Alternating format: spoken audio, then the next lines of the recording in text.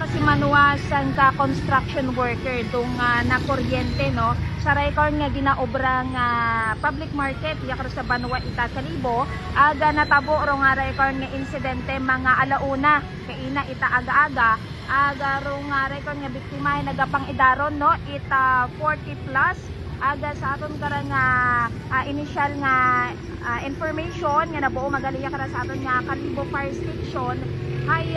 natabo no nga insidente nga ra samtang imaw hay naga-welding no sa nasambitan nga lugar ita rin karon nga pang-orason dali nagatrabaho patara imaw mga kasimanwa ita mga alauna ita aga-aga kusin nga ni naga-welding patana ro nga record nga biktima aga rikatot ang ani dahil imaw ra na kuryente mga kasimanwa kaning sigida man dayang ginaresponde ita aton karon nga katapo no ita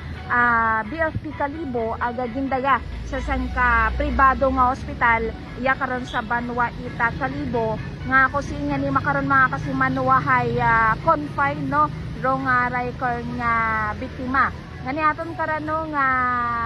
hugat-hugaton dong record nga update no sa record nga insidente aga nagatinguha man kita nga mabuo rong pahayag aton karang nga BFP